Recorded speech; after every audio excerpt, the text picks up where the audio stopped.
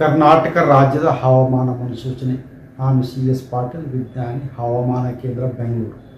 ನಾನು ಮುಂದಿನ 7 ದಿನಗಳವರೆಗೆ ಕರ್ನಾಟಕ ರಾಜ್ಯದ ಹವಾಮಾನದ ಮುನ್ಸೂಚನೆಯನ್ನು ಸಂಕ್ಷಿಪ್ತವಾಗಿ ವಿವರಿಸುತ್ತೇನೆ. ಇಂದು ಕರಾವಳಿ ಜಿಲ್ಲೆಗಳಲ್ಲಿ ವ್ಯಾಪಕವಾಗಿ, ದಕ್ಷಿಣ ಒಳನಾಡಿನ ಜಿಲ್ಲೆಗಳಲ್ಲಿ ಹಲವು ಕಡೆ, ಉತ್ತರ ಒಳನಾಡಿನ ಜಿಲ್ಲೆಗಳಲ್ಲಿ ಕೆಲವು ಕಡೆ ಮಾತ್ರ ಮಳೆಯಾಗಿದೆ.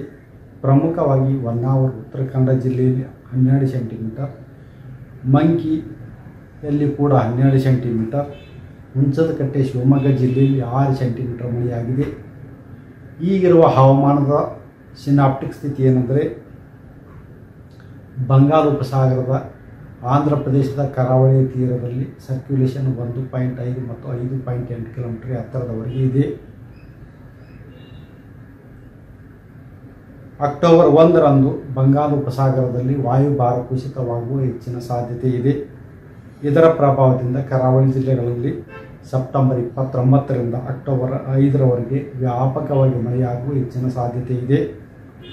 ಉತ್ತರ ಹಾಗೂ ದಕ್ಷಿಣ ಒಳನಾಡಿನ ಜಿಲ್ಲೆಗಳಲ್ಲಿ ಸೆಪ್ಟೆಂಬರ್ 29, 30 ಹಾಗೂ ಅಕ್ಟೋಬರ್ 1ರಂದು ಕೆಲವು ಕಡೆ ಮಾತ್ರ, ಅಕ್ಟೋಬರ್ 2ರಿಂದ ಅಕ್ಟೋಬರ್ 5ರವರೆಗೆ ಹಲವು ಕಡೆ ಮಳೆಯಾಗುವ ಹೆಚ್ಚಿನ ಸಾಧ್ಯತೆ ಇದೆ. ಬೆಂಗಳೂರಿನಲ್ಲಿ ಸೆಪ್ಟೆಂಬರ್ 29ರಿಂದ ಅಕ್ಟೋಬರ್ 5ರವರೆಗೆ ಕೆಲವು ಕಡೆ ಹಗುರದಿಂದ ಸಾಧಾರಣವಾಗಿ ಮಳೆಯಾಗುವ ಹೆಚ್ಚಿನ ಸಾಧ್ಯತೆ ಇದೆ. ಕರ್ನಾಟಕ ರಾಜ್ಯದ ಹವಾಮಾನ ಮುನ್ಸೂಚನೆ. ನಾನು CS ಪಾಟೀಲ್, ವಿಜ್ಞಾನಿ, ಹವಾಮಾನ ಕೇಂದ್ರ, ಬೆಂಗಳೂರು. ನಾನು ಮುಂದಿನ 7 ದಿನಗಳವರೆಗೆ ಕರ್ನಾಟಕ ರಾಜ್ಯದ ಹವಾಮಾನದ ಮುನ್ಸೂಚನೆಯನ್ನು ಸಂಕ್ಷಿಪ್ತವಾಗಿ ವಿವರಿಸುತ್ತೇನೆ. ಇಂದು ಕರಾವಳಿ ಜಿಲ್ಲೆಗಳಲ್ಲಿ ವ್ಯಾಪಕವಾಗಿ, ದಕ್ಷಿಣ ಒಳನಾಡಿನ ಜಿಲ್ಲೆಗಳಲ್ಲಿ ಹಲವು ಕಡೆ, ಉತ್ತರ ಒಳನಾಡಿನ ಜಿಲ್ಲೆಗಳಲ್ಲಿ ಕೆಲವು ಕಡೆ ಮಾತ್ರ ಮಳೆಯಾಗಿದೆ. ಪ್ರಮುಖವಾಗಿ ಹೊನ್ನಾವರ ಉತ್ತರ ಕನ್ನಡ ಜಿಲ್ಲೆಯಲ್ಲಿ 12 ಸೆಂಟಿಮೀಟರ್, ಮಂಕಿಯಲ್ಲಿ ಕೂಡ 12 ಸೆಂಟಿಮೀಟರ್, ಹುಣಸದಕಟ್ಟೆ ಶಿವಮೊಗ್ಗ ಜಿಲ್ಲೆಯಲ್ಲಿ 6 ಸೆಂಟಿಮೀಟರ್ ಮಳೆಯಾಗಿದೆ. ಈಗಿರುವ ಹವಾಮಾನದ ಸಿನಾಪ್ಟಿಕ್ ಸ್ಥಿತಿ ಏನೆಂದರೆ,